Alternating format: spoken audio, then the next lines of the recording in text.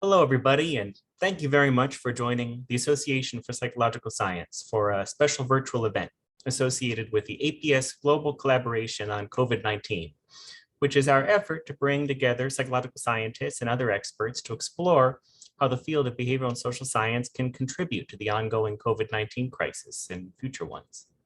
My name is Andy DeSoto, and I'm the Director of Government Relations at APS and a cognitive psychologist. I'm also the staff liaison to our research experts who are overseeing different aspects of the COVID collaboration. And I'll serve as a moderator for today's event. If you don't know APS, we invite you to learn more about us. We're an international organization of psychological scientists and students of research psychology who are dedicated to advancing the field for the benefit of science and society. If you aren't yet a member of our organization, we invite you to learn more about us by visiting psychologicalscience.org. I'm super excited about today's program. It's going to explore when psychological science and other fields can be useful in education policy and practice, and when these areas might not. Our speakers today will touch on the intersection between college admissions and COVID-19 in particular. You'll hear 4 talks today, followed by comments and remarks from other expert panelists who are in the science of education and psychological science. Before we get started, just a couple of logistical details for everyone to know. Today's event will be 90 minutes in total. Those of you who are in the audience, you probably know how this works by now, but your cameras and microphones will be off for the session. So if you'd like to interact with the panelists or specifically ask questions, we invite you to make use of the question and answer box that's at the bottom of the screen to submit your questions. I know some of our panelists may be keeping an eye on that question and answer box and be answering questions live over text as questions are asked. So please do feel free to use that box at any point during today's event. I know also that some questions were submitted to our panelists in advance, and we'll aim to have some of those answered too over the course of today's session if they aren't naturally during the talks that arise. Today's event will be recorded and a video will be made available following the conclusion of the event.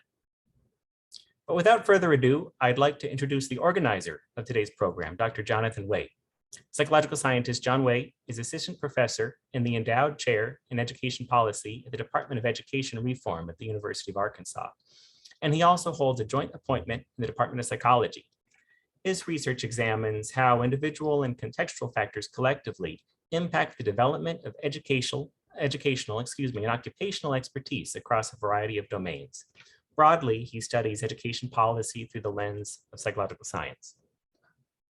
John is also the chair of the APS COVID-19 Collaborations Working Group on Education and COVID-19. And in that capacity, he has organized today's program and invited our speakers. I've asked him to say a few words about the other experts he's invited today and his views on how evidence can inform policymaking. John, over to you for those comments. Hi, everyone. Thanks, everyone, for being here in the middle of summer. We have a rock star lineup of speakers today. We've got Frank Worrell, Jesse Rothstein, Fred Oswald, and Rebecca Zwick.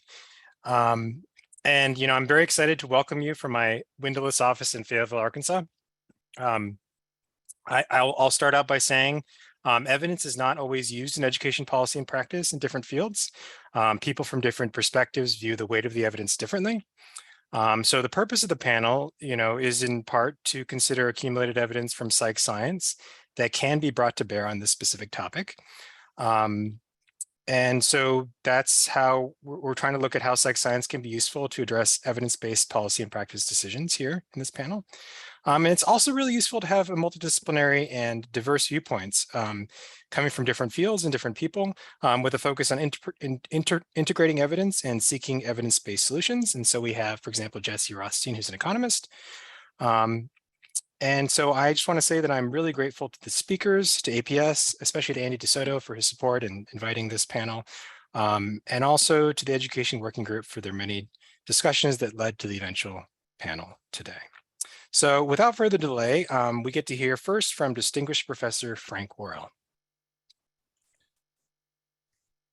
Hi, everyone. Let me share my screen here and sharing the where's my, okay. So thank you for the invitation to participate. As my title will indicate, I am actually pro-test. You know, it's become common to have positionality statements. I'm in favor of using tests. I'm here today in large part because of tests. I grew up in Trinidad and Tobago, and in fact, I got into the top school for boys because I took the common entrance exam, which I found out many years later had been set by the Educational Testing Service using Trinidad's curriculum. GRE scores got me into graduate school in part, although I would argue that test scores should be only one part of a comprehensive admissions process.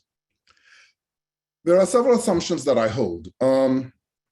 The first is that a college degree enhances life chances, SES, etc., for all groups. And so therefore, it's really important, I think, for all groups to have access to a quality college education.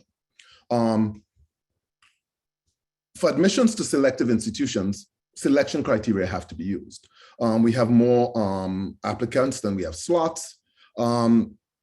These are data from UC Berkeley in 2015. More than 11,000 of the students who applied to us had a 4.0 GPA unweighted. 26,000 plus of them had SAT scores over 2,000 out of a possible 24,000. You can look in fact at this slide, you'd see that in fact, the average unweighted GPA for California residents in orange is 3.85 approximately. And the weighted GPAs the average weighted GPAs are above 4.0 looking across the board. And as you'd see from the weighted GPAs, that because we are a state school, we actually expect students who are non-California residents have to have sort of a higher academic profile on average than California residents to get in.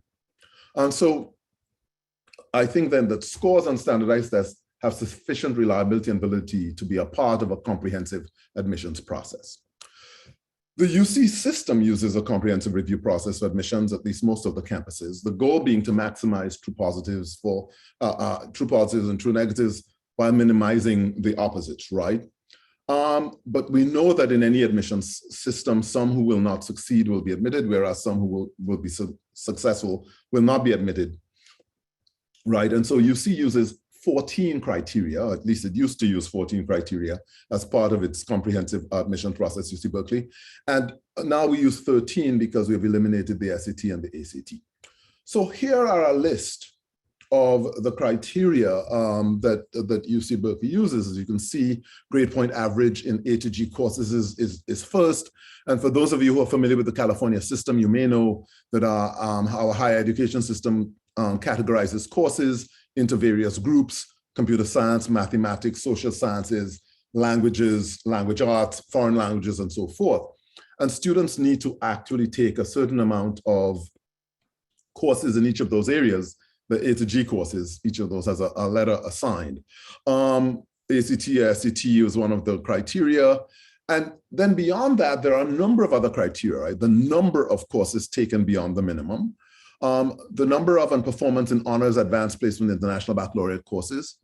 Very important in California, eligibility in the local context. In fact, are you in the top 9% of students at your high school? The quality of the courses you're taking in your senior year, the year you're applying to get to college, typically, outstanding work in projects, special talents, and so forth. So the goal of our comprehensive review is to honor academic achievement and give priority to students of high academic accomplishment in the context of opportunities and challenges the applicant faced, right? So our interest is in enrolling classes that have academic excellence, but that also reflect diversity of talents, abilities, personal experience, and backgrounds. And that's the rub, that's the problem that we face, right? So that when we look at test scores specifically, right, we know that in fact there are disparities in test scores with some groups, some ethnic, racial groups, socioeconomic groups having lower test scores than other groups, right?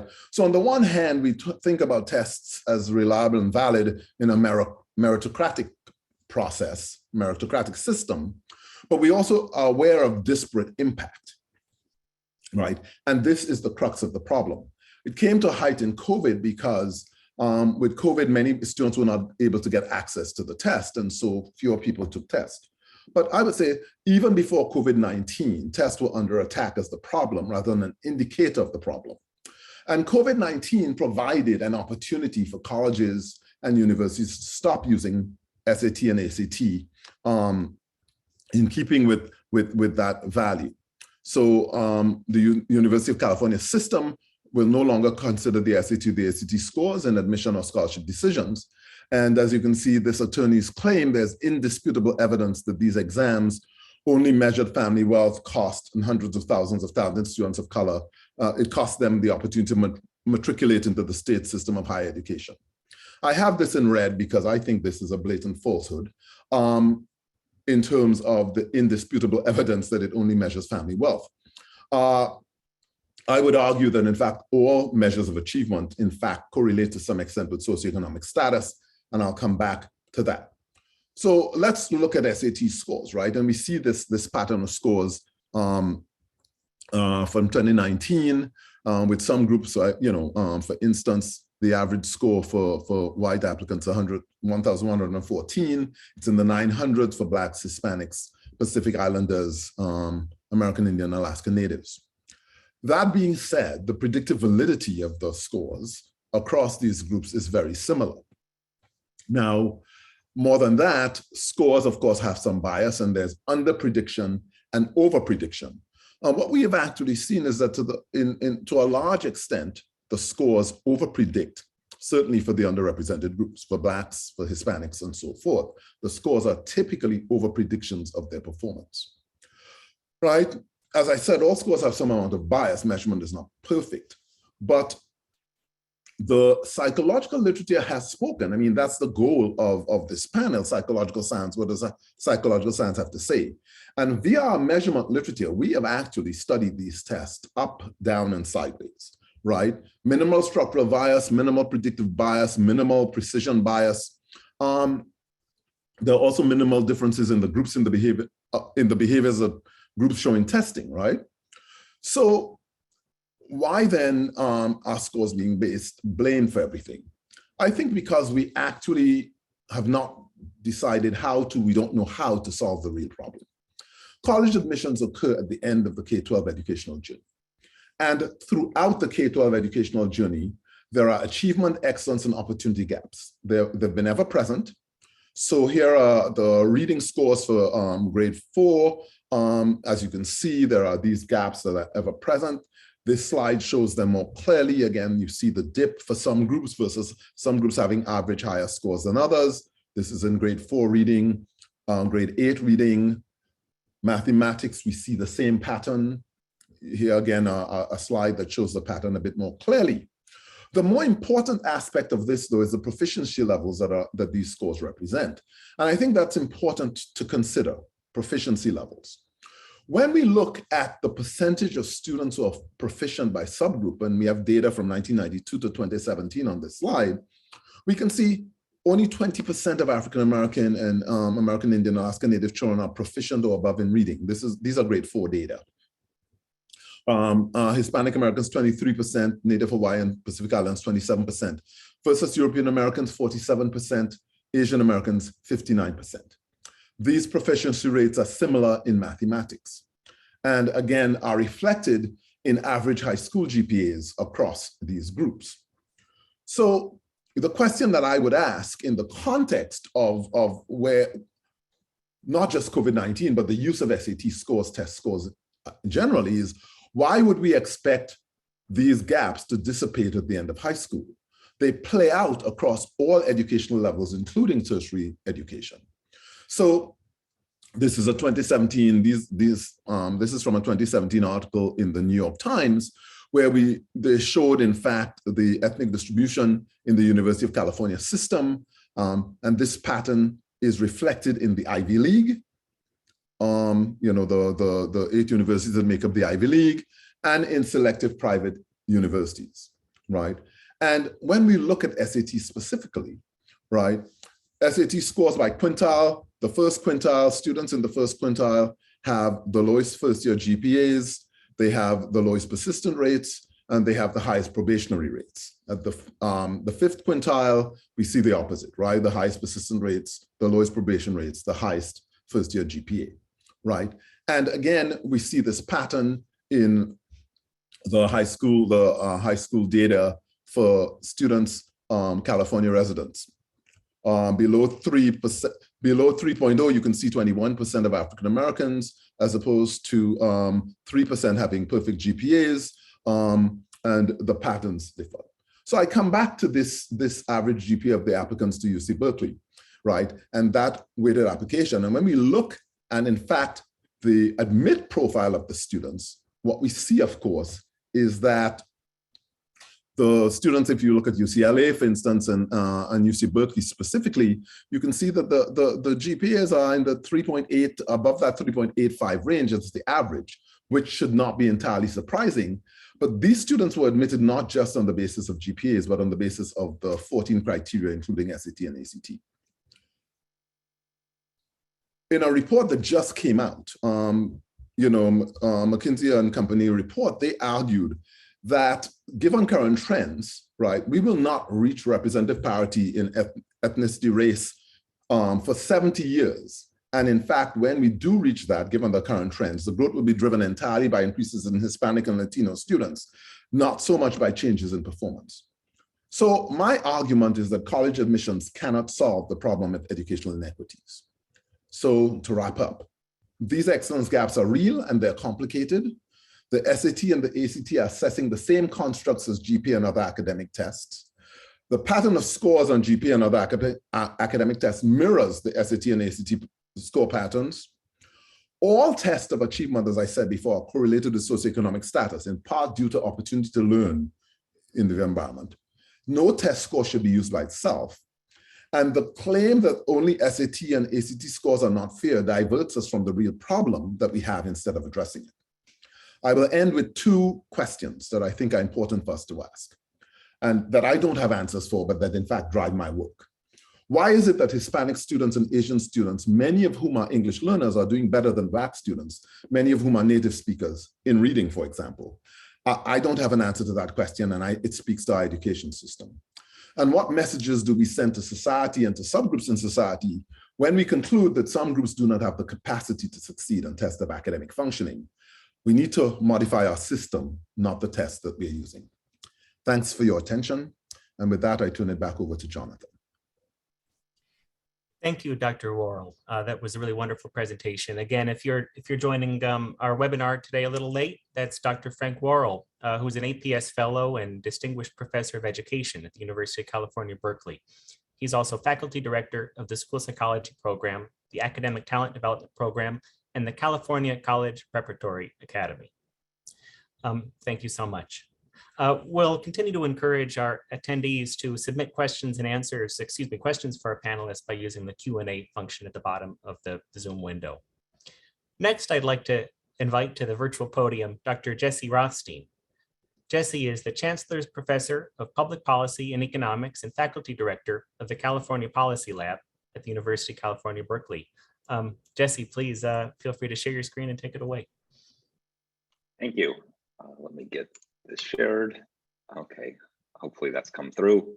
Thank you everybody for having me here. And I appreciate, I'm especially appreciative because I am in no way, shape or form a psychological scientist myself. I'm an economist, though I've worked on a number of education issues, including college admissions. So I thought I would, I hope this will be an interesting conversation. I'm looking forward to it. Frank suggested that we should start out with a disclosure of where we stand. I will disclose that I was supportive of the UC decision to drop the SAT. And I'll try to explain a little bit here why that is and connect it to COVID. So I think it's worth beginning by thinking about what we're trying to do with the college admissions process, or what we're trying to do with the kinds of studies that Frank was talking about and that I'll be talking about predictive validity of the SAT. And it has to do with what we're trying to accomplish in the admissions process. You could imagine that you could imagine two fairly distinct goals for the admissions process. One is that we could be trying to admit people who have the strongest academic credentials at the end of high school, the people who have the most confidence that they will get the highest grades when they arrive. Another thing we could be trying to do is to admit students who have shown that they can overcome challenges, who have really outperformed their circumstances.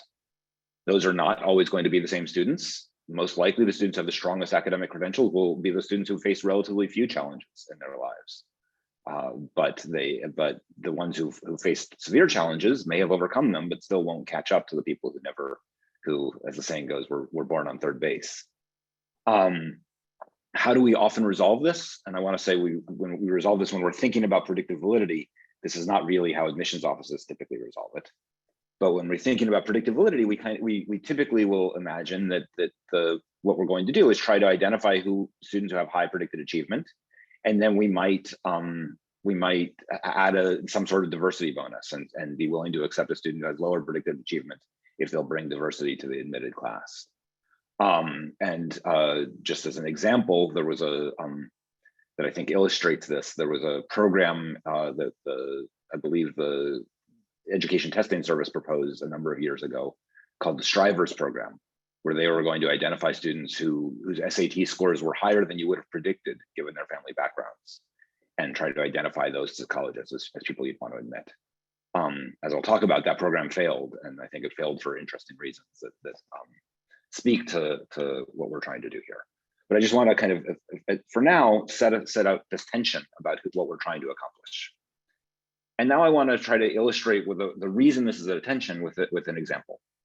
And the example, before I get to the example, let me explain what is the reason, the evidentiary basis for why we think we should use the SAT in admissions. Well, the evidence generally tends to show that the SAT predicts freshman grades, freshman GPAs better than other measures do, with the main exception being the high school GPA, which is usually found to be a better predictor than the SAT, but then the SAT has incremental predictive power on top of the high school GPA. And there are a lot of methodological issues that get addressed in the literature, but that's the basic finding that we have. And I wanted to argue that fact, which I don't dispute, which is absolutely right, is not that fact that the SAT has predictive validity is not enough to support the argument that it's an appropriate part of the admissions rule. And this is where I'll get to my example. I have another measure that I guarantee you will have very strong predictive validity, but I guarantee you that nobody would argue should be a part of the admissions rule. Let's imagine that we assess every high school student based on how good they are at playing lacrosse at the end of high school. And we give everybody a score based on their kind of skill and experience at playing lacrosse. I hypothesize, and I think this is almost certainly true, that score will be predictive of students' freshman grades. That is, it will have predictive validity, and it will have predictive validity on top of high school grades. And why is that? Well, with apologies to those of you from Maryland, lacrosse is a game that's typically played in high socioeconomic status schools. It's not nearly as common in low SES schools. So the students who have skill and experience at lacrosse will be disproportionately advantaged students. And student advantage predicts college performance. For all the reasons that Frank mentioned, we should not be surprised that no matter what else we control, a student from a more advantaged background will do better in college than a student from a less advantaged background.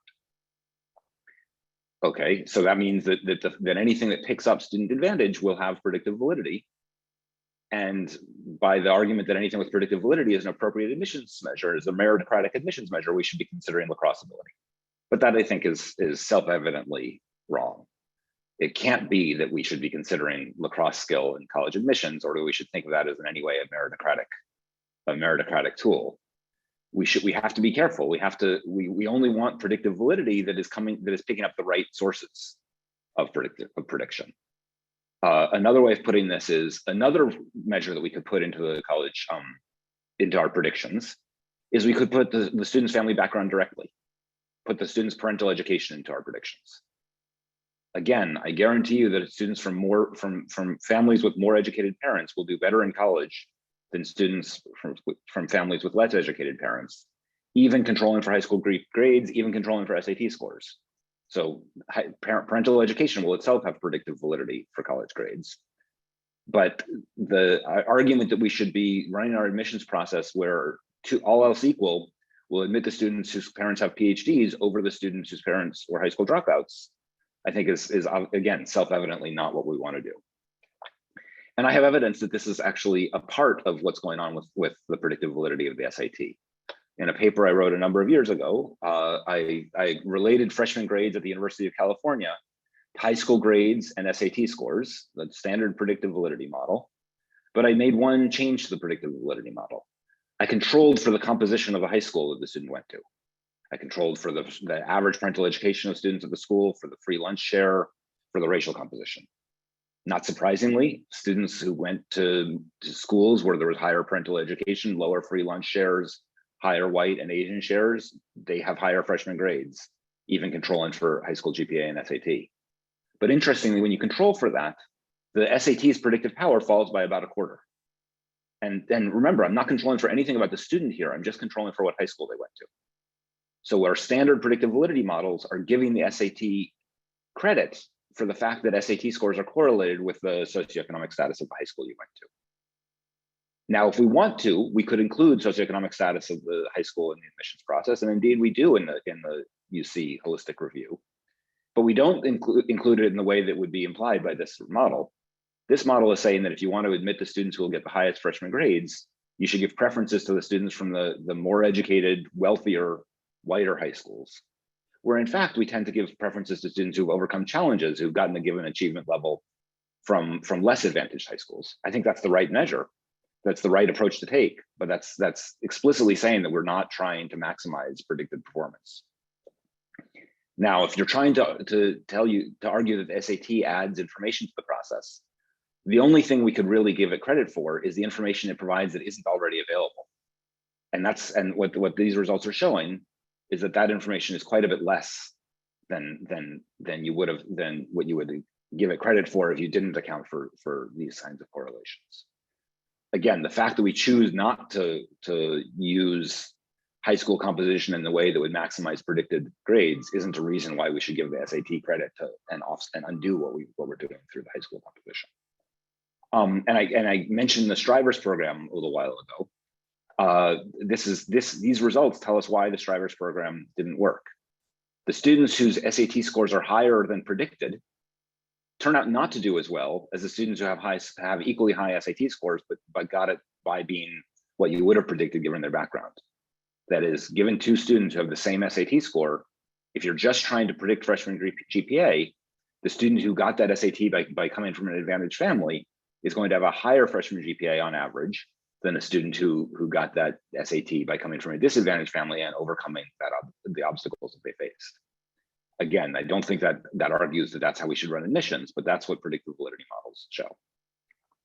Now, is there an alternative to using the SAT? As it turns out, we do have other strategies that are available. There's been experimentation in Texas first, and then in California more recently with what are sometimes called percent plans. So the Texas 10% plan says, if you're in the top 10% of your high school class, based solely on high school grades, we're not considering SAT scores at all, we're going to admit you to the University of Texas at Austin. And the UC has a more complicated policy, but if you're in the top, it used to be 4% and then it was expanded, of your high school class, then you're guaranteed eligible to the UC. So these policies layered on top of the regular policies basically provide a mechanism that very much de-emphasizes the test scores. Test scores are completely ignored if you qualify for these percent plans relative to high school grades. And the evidence is that the students who get pulled in by these policies do well. They benefit from being admitted to the more elite schools. But the students who get crowded out by these policies, they don't seem to be harmed. They seem to be able to go to other schools, other less selective schools, not the flagship, but are equally likely to graduate and have similar earnings. So that suggests that not only are we hurting equity by insisting on predicted freshman grades as our main criteria for admissions, we're also hurting efficiency. We're admitting students for whom this is a less important opportunity than the ones who were crowding out because they don't have the right test scores. Again, this isn't going to be true for every student, but that's what the averages seem to indicate. So this panel was about COVID, so I should come back to talk about what this has to do with COVID.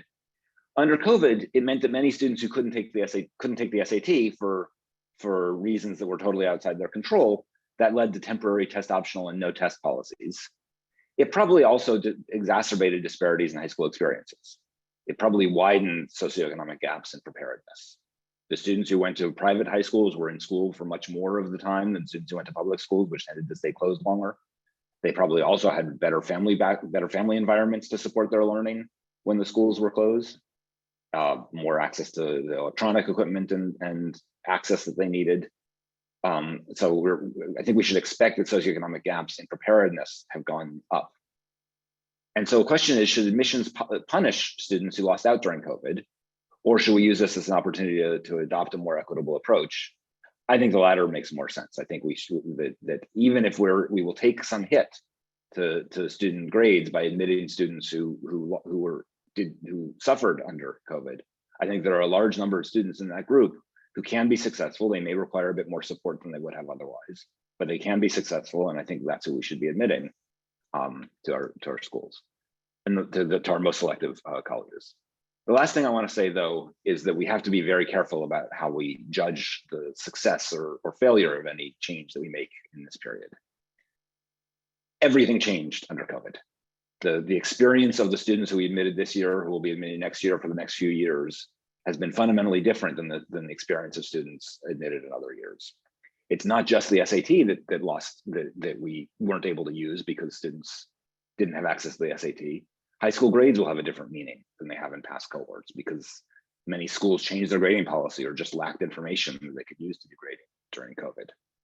So will extracurriculars or jobs or other things that many of them got shut down during COVID. So it's going to be very hard to draw inferences about what the effect was of policy changes that we make during this period. I think it will be tempting to say, let's look at students who were admitted before COVID and students who were admitted after COVID and use that to draw inferences about the effect of test optional or test blind policies. But admissions isn't the only thing that changed. And I don't think we should expect that even if we'd stuck with the same policy, that we would have gotten the same outcomes for the COVID cohorts. I think students who we admit for the next few years will probably do worse by any of our standard metrics than students who we admitted under the old rules, regardless of what our admissions policy is. And I just think we have to be careful about drawing inferences about what the effect of any individual policy was. And with that, I'll stop there. Thank you. Thank you so much, Jesse. That was absolutely fantastic. Again, Dr. Jesse Rothstein. Now I'd like to invite APS fellow Dr. Fred Oswald. Fred is a professor at Rice University in the Department of Psychological Sciences. Fred, please take it away. Great, thanks, Andy. Thanks everyone for joining here. I hope you are finding air conditioning if you need it. I'm speaking to you from Houston, Texas, and can definitely appreciate that. Let me see if I can't find my PowerPoint presentation, just a second. And let me say, as I search for this, how great the presentations have been so far, and how mine takes a bit of a wider aperture on things, as you'll see. So I'm an organizational psychologist. My work is for 20 plus years, has been involved in developing measures that are implemented within educational and employment contexts. And as I've gotten older and the hairs get gray, I've spanned the two domains and have been thinking a lot about school to work transitions and workforce readiness. So I'm going to talk about that at a pretty broad level, while still just conveying the point that I've done a lot of work in the college admissions domain and in implementing measures, again, in education and in employment.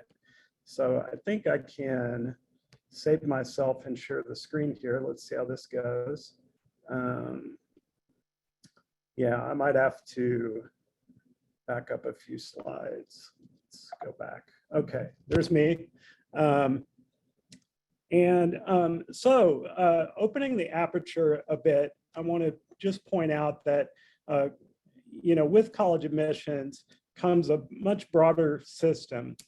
We might call it it's it's a human system. It's a human technological system. The more we have online application, online recruiting, online education itself.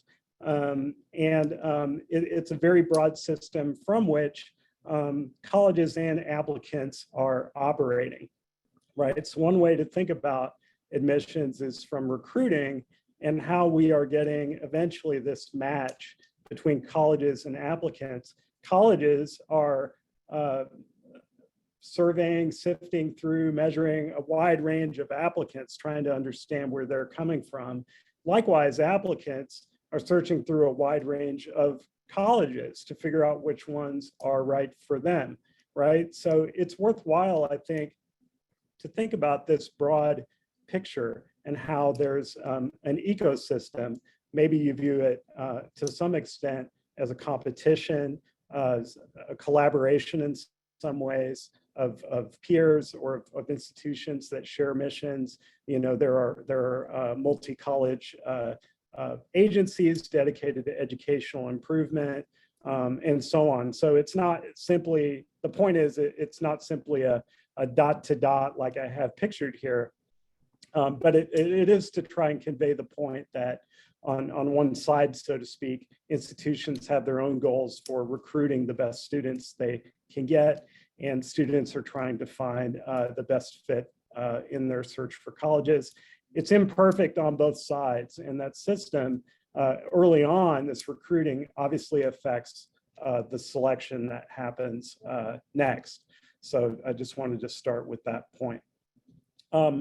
Colleges have different missions, right? We can think about colleges as different natural experiments in terms of how they implement recruiting and selection, and actually the college experience itself. Sometimes it's more or less evident from its mission, mission statements. You have technical schools, small liberal arts colleges, HBCUs, women's colleges, et cetera. We can't deny there's US News and World Report, for better or for worse, reputations that come with rankings, for better or for worse. And then with those reputations, and aside from those reputations, is the active recruiting that's happening on a year-to-year basis with COVID offering its unique challenges. Test optional is partly a recruitment tool, right? Institutions are thinking about attracting more students as a function of going test optional.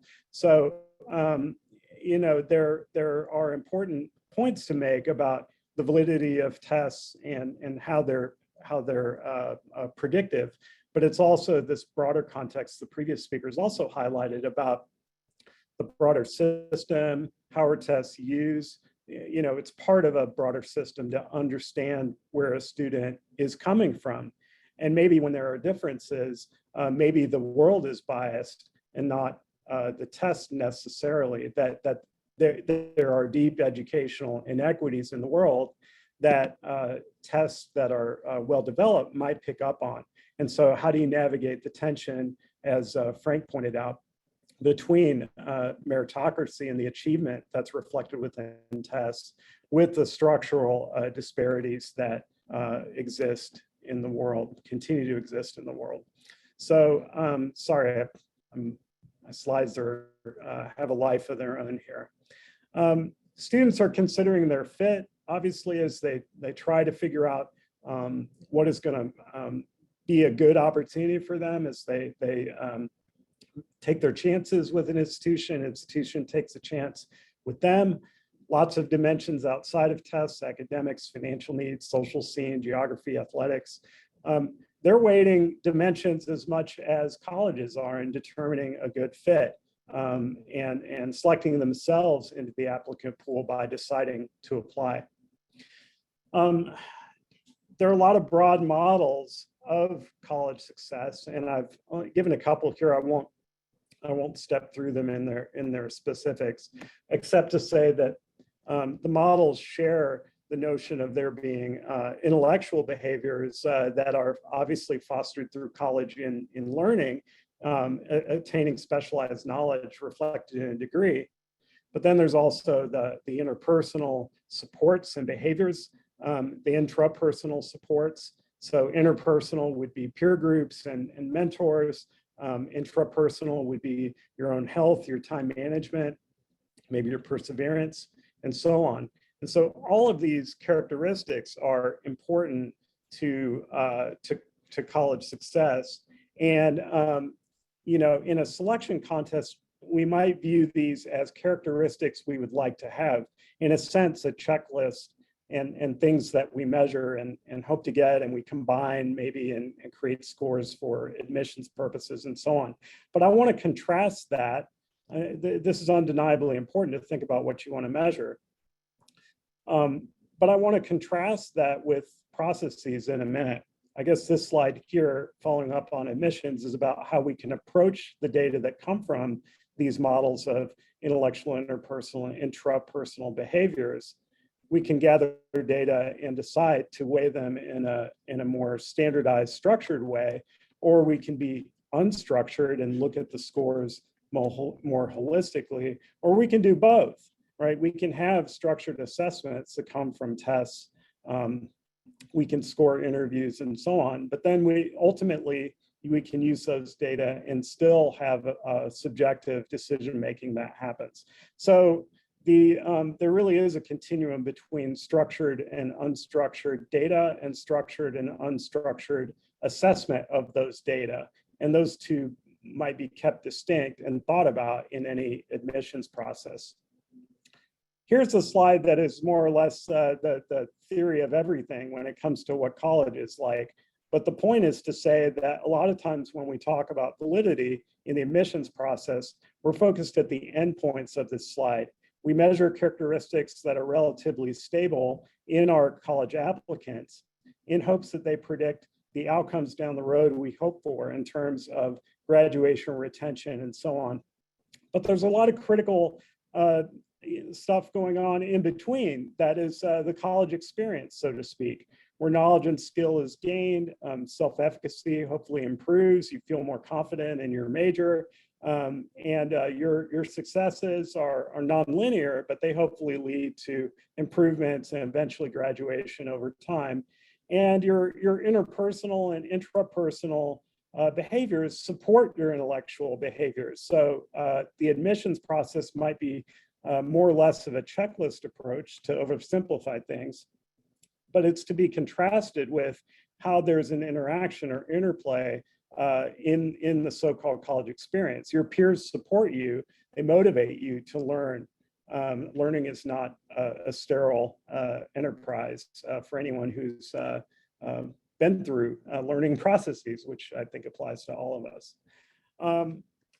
So I'll just say that there are more kind of structured aspects to the college experience, your courses and coursework. There are less structured aspects where the college is a crucible for good things to happen. If you make, if you have social experiences, dorms, student center, good things will happen. And I'll say that as we graduate students, we need to think about workforce readiness, what jobs are available. And we often think about that from our own perspective. We're looking, you're a student, you're looking for jobs that are out there, but the employer has the same issue. Just as a student looks at multiple organizations, an organization is trying to look at multiple students and what college requirements are necessary to be successful on the job. And in this era of COVID and DEI considerations are having us rethink what requirements are needed for workplace success, in addition to educational success that's been mentioned by prior speakers.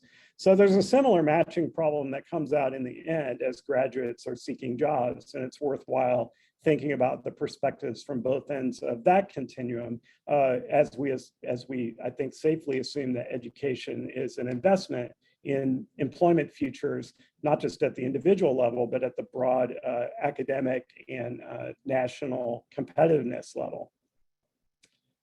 So I'll leave it there. Here's a closing statement, I suppose, that we have now recorded. You can read it later, but it's just to say that COVID-19, as much of it has been a crisis, it's also an opportunity for institutions to rethink their goals. It's a data collection opportunity to understand these processes more intervene on them and make them better with our concerned efforts as psychological scientists across our multiple subdisciplines that inform these issues. So thank you very much. Thank you so much, Fred, for the wonderful presentation. The last panelist and speaker I'd like to introduce today is Dr. Rebecca Zwick. Rebecca retired in 2021 from her position as Distinguished Presidential Appointee in the Foundational Psychometric and Statistical Research Group at ETS, where she spent a total of 25 years. So Rebecca, on behalf of APS, let us congratulate you on your recent retirement and invite you to turn on your camera. And what I will do is pull up your slides. We were having an issue on the Zoom side with the slide share, so I will pull those up here. If I get ahead of Dr. Zwick on the slides, it's my fault. It's not her fault. Let me just share that just a moment. Well, while Andy's pulling up my slides, I just want to thank Fred and John and Andy for inviting me to be part of this very interesting event. And special thanks to Andy for taking charge of my uncooperative slides. So I called my talk Meritocracy, Diversity, and Academic Excellence in College Admissions. We can move on to the next slide. So as my fellow presenters have already pointed out, admissions is at something of a crossroads today. And one reason obviously is COVID, which was a motivating factor for today's event. Also, the Varsity Blues scandal made the public more cynical about the admissions process in our country. In addition, there's been the increasing awareness of systemic racism. And finally, and perhaps most relevant to my presentation, there's the expected Supreme Court decision on affirmative action in admissions. So today I want to consider several questions. First of all, what makes a college class meritorious? How, meaning through what means, can diversity and academic excellence be achieved simultaneously? And I'll give an example of one possible tool for doing so. And finally, how can racial and ethnic diversity be achieved without using information on race, ethnicity per se? So what is a meritorious class? It's become something of a cliche to say there's no universal definition of merit. I think we can all agree on that. The testing watchdog organization FAIR Test has issued more than one document making what I consider to be a fairly obvious point, which is that test scores do not equal merit. There have been various alternative definitions of merit proposed. For example, Lonnie Guinier, the Harvard law professor, suggested that we replace what she called testocratic merit with democratic merit, which would involve the evaluation of peer collaboration and leadership skills, drive. Other proposed definitions have involved grit and ethical engagement, 21st century skills. But what if merit doesn't lie within the applicant at all? And in that connection, I want to call your attention to a fascinating essay by the Nobel laureate, philosopher and economist Amartya Sen, which he wrote in 2000. And although he doesn't talk about admissions per se, his essay is very relevant. First of all, he says meritocracy must be defined with respect to a goal. The concept of merit depends on the way we see a good society. But more radically, he also says that although conventional notions of meritocracy attach the label to people, the label should in fact be attached to actions, such that if an action furthers a valued societal consequence, it is in fact meritocratic. And he gives an example from an actual system of preferences that was in place in a portion of India for lower caste job candidates, and says that this system was in fact meritocratic because it served to reduce inequality in society. So the point I want to make is that seeking diversity and academic excellence are facets of merit. And I talked about Sen's essay in a piece in the Chronicle earlier this year. Now I want to move on to more practical issues. I want to discuss specifically how diversity and academic excellence can be attained using a method called constrained optimization, which is borrowed from operations research. You may be relieved to know that I'm not going to go into any technical detail about constrained optimization. Instead, I'm going to give you an example of how we can use it to maximize the academic quality of the selected class while imposing certain restrictions on the membership of the class. So for example, we might want to maximize the average high school grade point average for the entering class while requiring that at least 20% of the class be low income. And the application of constrained optimization to admissions was first proposed by Pashley and Thornton in some 1999 research on law school applicants. So the example I'm going to discuss today comes from a research collaboration with the GRE program at ETS. And it involves graduate admissions rather than college admissions. We had historical data on 646 applicants to a graduate program in the sciences at a large public university. And 133 were actually admitted, IRL, in real life. And what we did was to pick a hypothetical class the same size as the admitted class. And to do so, we followed guidelines from the actual graduate program in terms of what they wanted to optimize and what restrictions they wanted to place on class composition. They wanted to optimize performance on an equally weighted composite of GRE, verbal, quantitative, and writing scores. You might say, why the total emphasis on test scores? Interestingly, this particular program did not even collect data on undergraduate grades. They were very focused on test scores. And they wanted us to require that at least 15% of this hypothetical class be from underrepresented ethnic groups, which is to say Hispanic, Black, American Indian, or Alaska Native, Native Hawaiian, or other Pacific Islander. And they wanted us to require that at least 40% be women. So we did this analysis and we then compared the constrained optimization class to the applicants, to the actual admitted class, and also to a hypothetical class obtained by ranking applicants on the GRE composite and selecting the top 133.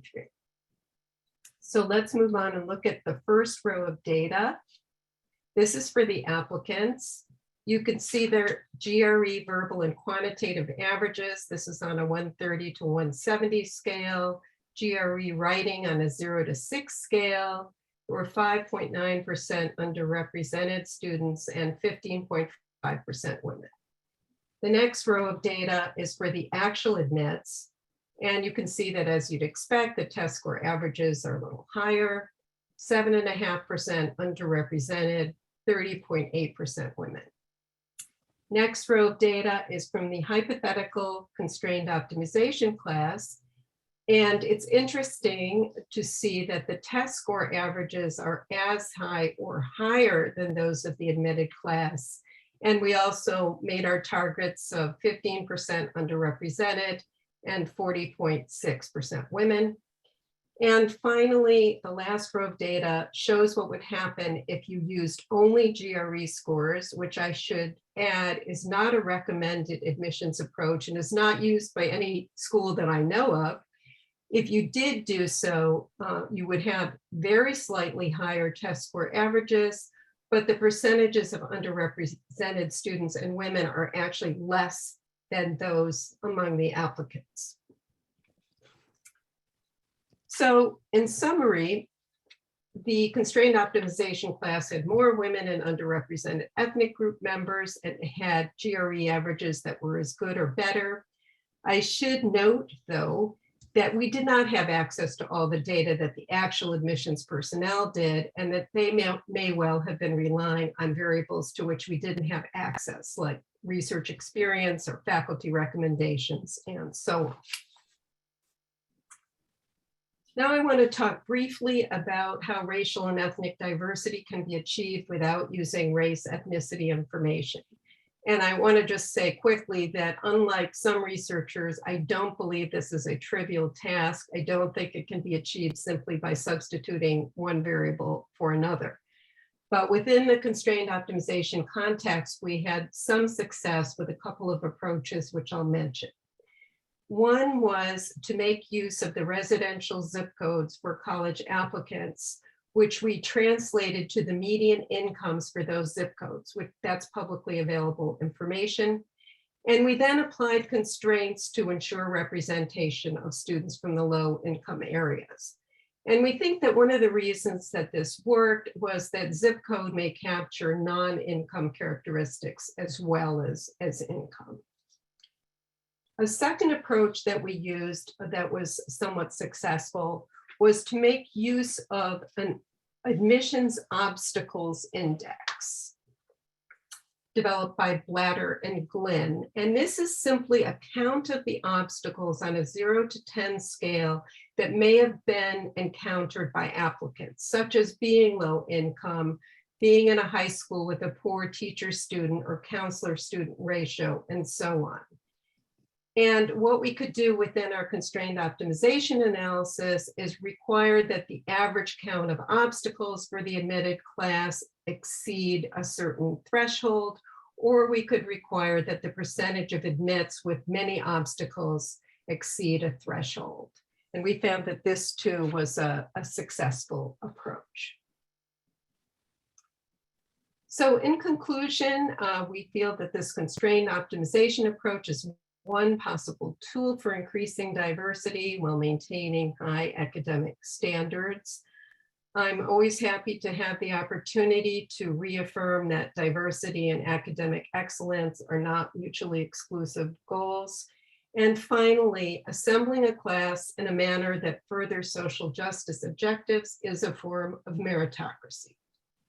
Thank you, and feel free to contact me if you have questions following the session.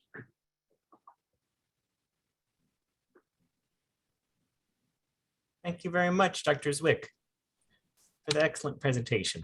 Let me pull open my notes here so I can transition to the next section. Thank you so much again. At this point in the event, I'd like to transition over to the broader panel that's been invited to participate today. Let me just do a very, very quick round of introductions. You've already met John Wai earlier in the session.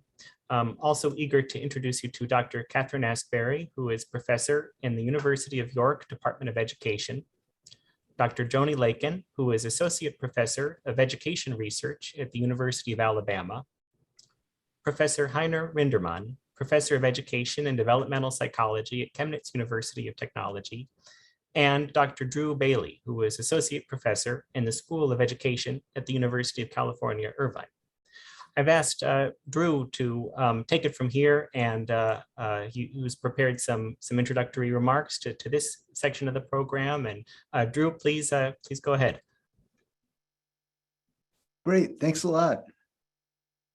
I just have a couple of quick slides here, and then I'll open things up for questions. Can you see my screen here? Hopefully. Yes, we see it, but it is in presenter mode, Drew. Oh, okay, great. Well, that's all right. Okay, just quickly. I think we have a fair amount of consensus between people who seem to be broadly supportive and skeptical of the use of standardized tests in university admissions, that the use of standardized tests in college admissions differentiates admitted and rejected students on expectation of university success, but also differentiates them on social background, demographics, et cetera. So this is the trade-off that Dr. Worrell highlighted.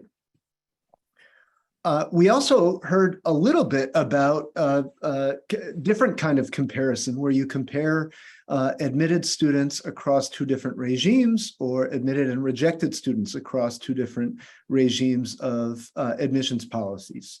So for example, Dr. Zwick just explained how one potential admissions regime that increases weighting on standardized test scores, but also on diversity could increase both of those things, which sounds like maybe that's a free lunch. Although probably, as she mentioned, the efficacy of that kind of regime would depend on basically how unimportant the information it downweights relative to the previous regime, like, for example, grades and research experience. So it's kind of hard to tell.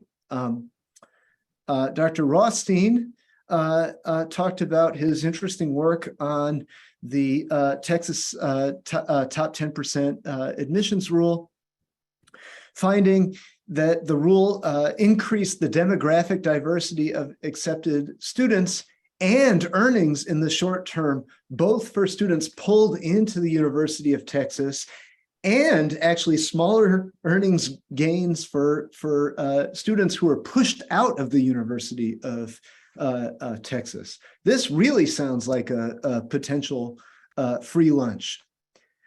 I would just argue, first of all, it's great to see this causally informative evidence brought to bear on standardized testing policy. I hope we see a lot more of this going forward. A lot of debates are about counterfactuals. What would happen if we did things differently? So it's great to see examples where people do things differently and we look at what happens, because to the extent we can find these win-win scenarios, maybe we can avoid some of our deeper philosophical disagreements about what college is about. On the other hand, in this particular case, I'm worried that either the take-home message is that realistically sized impacts of policies that downweight the impact of SAT on college admissions are likely to be quite small. I think in this Rothstein and Black and other colleagues study, it's maybe about 2% of the admitted class at the University of Texas that's pulled in from this new group. I'm sure he'll correct me if that's wrong.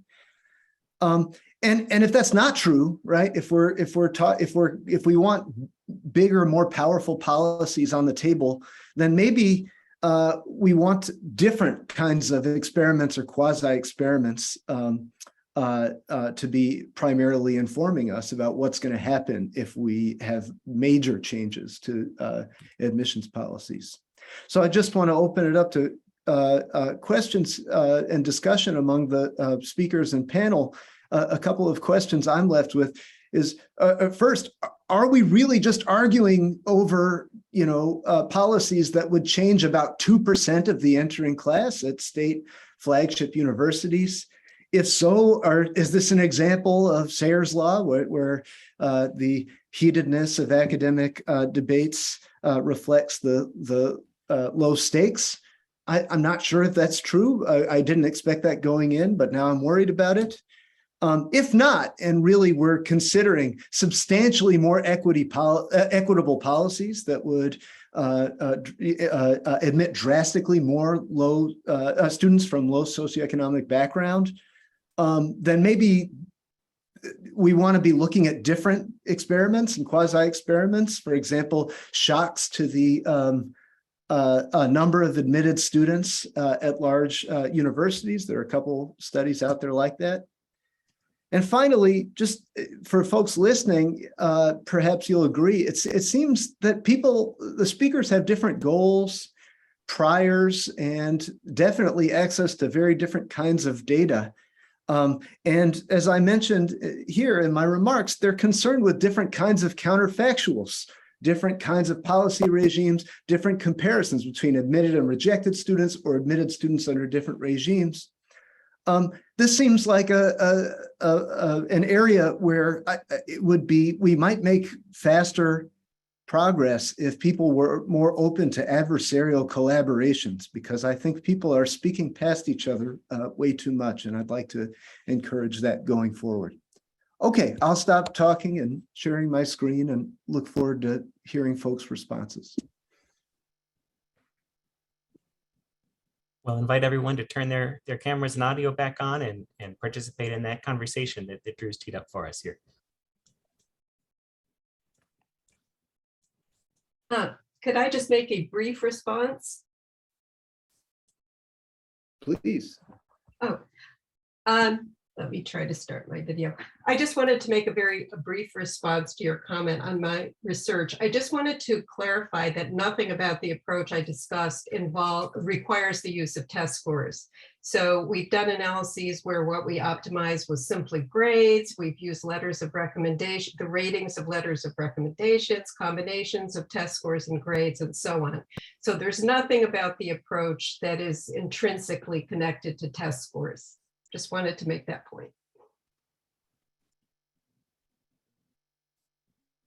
Can Maybe say something? I want to warn of possible side effects if you choose a selection process taking the best students of a school. This could mean that in future students will change their schools in the last year, and they will go to schools with relatively low achievement levels to gain at the end an admission to a university.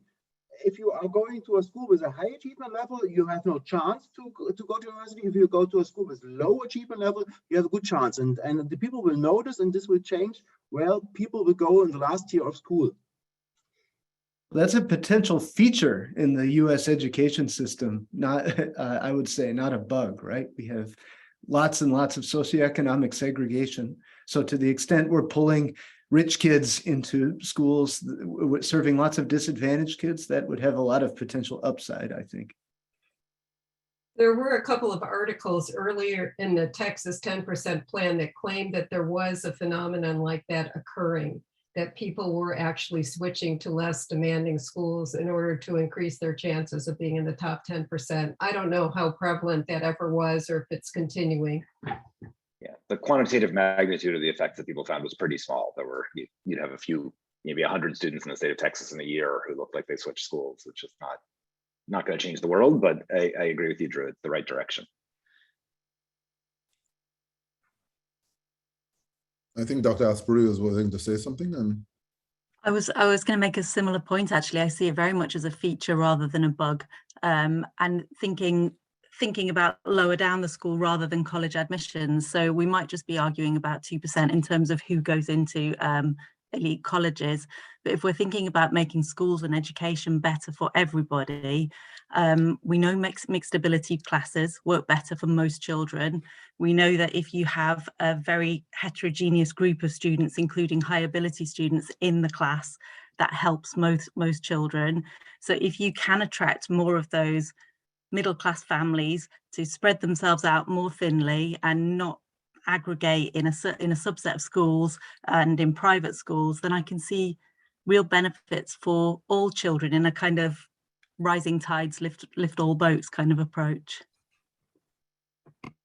I wanted to add that, coming at this from more, I'm a little more interested in the K-12 aspect and in gifted education. Some of these sort of quasi-experimental natural experiments are taking place. So if you look at the Fairfax public schools in Virginia, they switched to a system that admits partly based on your grades in middle school. So you have to be at a certain level within your middle school and you get an advantage to their selective high schools.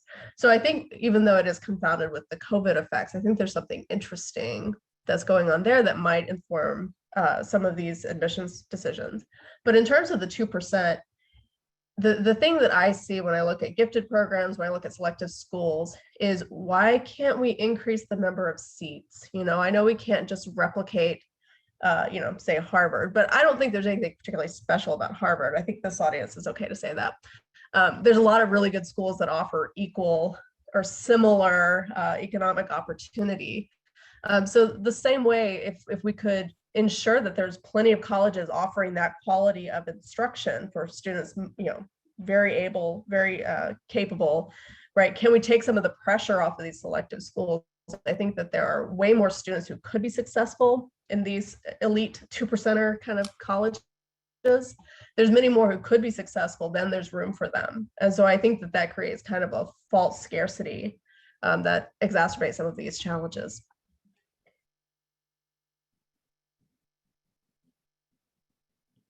Yeah, I'll I think jump the in and challenge, oh, I'm sorry. Go on. I was just going to say, I think the challenge is persuading the public that there are many other good schools and that they don't need to go to Harvard or Yale to get a good education. That's the hard part. Yeah, let me just jump in and address the kind of 2% point. I want to be careful about distinguishing between the number of students who are affected by the policy and the number of students who we focus on in our study when we're trying to isolate the cleanest kind of quasi-experiment we can. And the number of students we studied is a relatively small share because that was where we could generate a clean quasi-experiment. The policy ended up being fairly large. In Texas, I think it got up to something like 3/4 of the entering class was top 10% students. Now, some of those are students who would have been admitted anyway, but it wasn't 3/4 before the policy. So there was a big increase in the share of students from the top 10% of their high school classes that came to Texas, came to University of Texas at Austin under this policy. That said, I think you're right that the scope for how much of a difference we can make by tweaking the admissions rules is not that large. We're not going to. This is not an arena where we're going to solve everything with one tweak. And I think to Joni's point, the flagship schools we're talking about are just not that big of a part of the overall higher education market. That we're really talking about a very small segment, and shuffling who gets into them or not is not nearly as important as what we do to the overall system, where most students go to schools that are to colleges that are essentially not selective. So I think it's true that we're likely to have much more impact by expanding the number of seats at the highly selective schools than we are by tweaking the admissions rules there. And I guess I'll just say that this is a place where I'm proud of the University of California, where I work, which if you look back over, say, the last 75 years and look at kind of top tier universities that have been created anywhere in the world, something, depending on how you count, something like half of them are University of California campuses. We have a record of really creating top tier universities that there is not much equal for anywhere else in the world. And and then once we create them, we expand them. And we slowed down in the last few decades, but I think it's the right direction to be moving. So if I could jump in, I do think that the idea of expanding the number of seats is an important one. With regard to the notion about the middle of the pack, I think actually, Catherine, that works a lot in K-12. As you get more selective, we don't have data on that. Because when you're getting into specialized programs, getting a bachelor's degree in physics, for example, and so forth, and so as you get high in the system, the idea of this general pool, because the range becomes much narrower. So we don't know the answer to that. I think my argument is not that we should use things like SAT alone. I think the utility of an SAT, and I said it in response to one of the questions in the chat, is that in many other systems, there are national systems of education, right? So when I went to secondary school in Trinidad, I wrote a national exam. When I was leaving high school, I wrote a national exam, right? So that my GPA or equivalent is actually compared to everybody. The US, I mean, the Bay Area where I am, a 4.0 in one district is not a 4.0 in another district. And so there's a tremendous variability. And I think that's the additional stuff that in fact sometimes an SAT gives you and stuff. And yes, it's correlated with SES, but so is GPA, right? Because the GPA that you're getting is also correlated in many instances to that SES variable, if we were able to pass. But yeah, so just wanted to add that to the mix.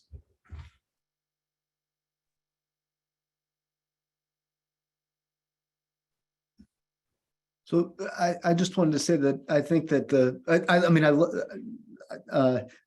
I'm excited by the amount of agreement that I've heard so far, but also, if this is it, what folks are most excited about, things like policies that would drastically increase the number of students attending top tier universities in the US or something, the most relevant causal evidence from policies is very different, I think, than anything we've talked about so far, right?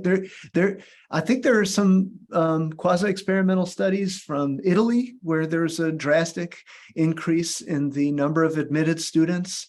also the contrast between that we should be interested in might not be pulled out versus pushed in students, right? It might be pulled in students versus always admitted students, right? That's a big one that we ought to care about, right? And I think it's great. I really do think it's great that we're open to more and more possibilities, but this is another way I think that more adversarial collaborations would help, is that instead of going out and chasing evidence, in favor of the key claim that we want to make, admissions, the SAT will increase the predictive validity of our admissions policy on grades.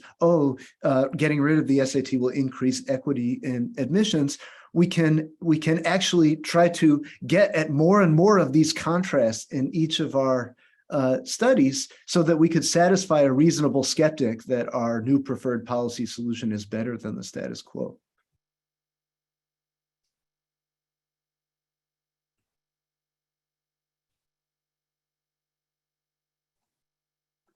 Can I add something? Yes. I think we should also focus on the success rate of the people who are admitted to university.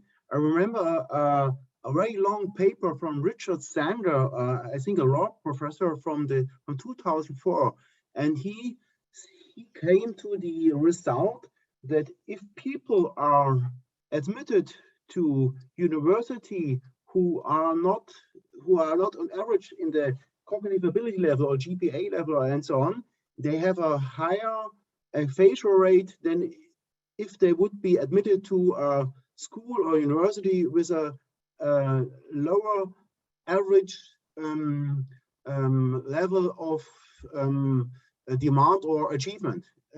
I hope you can understand what I mean. If people get the success to a high achieving university, they have advantage in attending the school, but they have a disadvantage because a higher percentage of these students will failure at this school, and if they would have gone to a lower achievement school, they would be at the end or achieving and a final degree and can be successful people in the job market. Let me just jump in and say, I think you're correctly characterizing that study, but I just want to put in a marker that I think that study is just completely wrong. I've written a paper explaining why, but I guess I'll just say that this Texas evidence, if this, what Sandra called it the mismatch effect, that students who go to schools where they're substantially less prepared or qualified than their peers, they're going to do less well than they would if they went to less selective schools.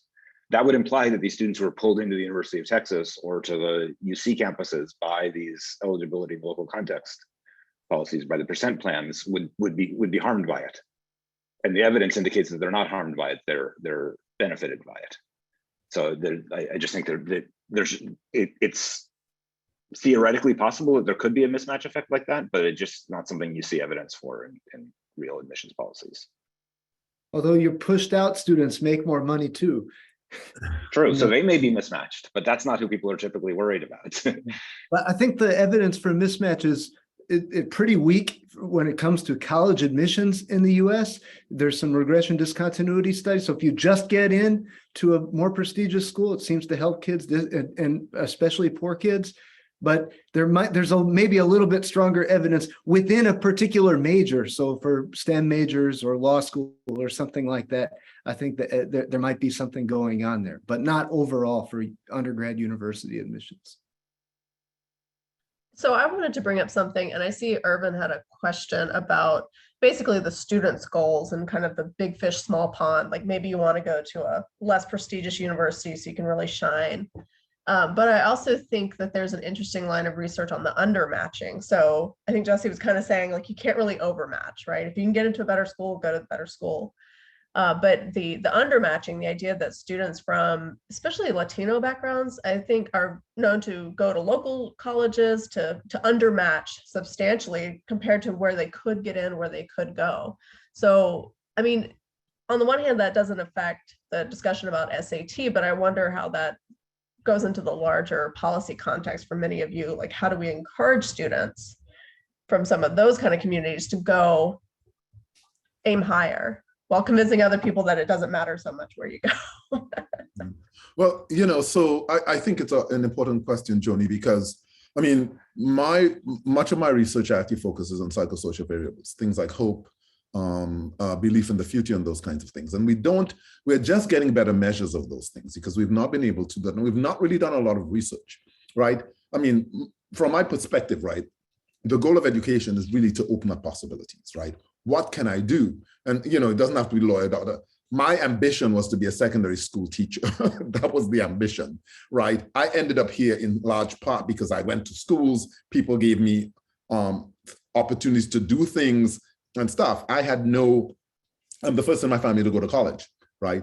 And stuff. I was born into a house with, where the shower was outside, so no running water. But schools, my secondary school that I got into, and then getting into college and so forth, those things broadened the landscape that I then started to consider in a way that I think that's what education should do. And I think this is why we are concerned about students from underrepresented backgrounds getting into a Berkeley and those kinds of schools, right? Because in fact, it gives them that possibility, but we don't have good indicators or good measures about how those things constrain or open up possibilities.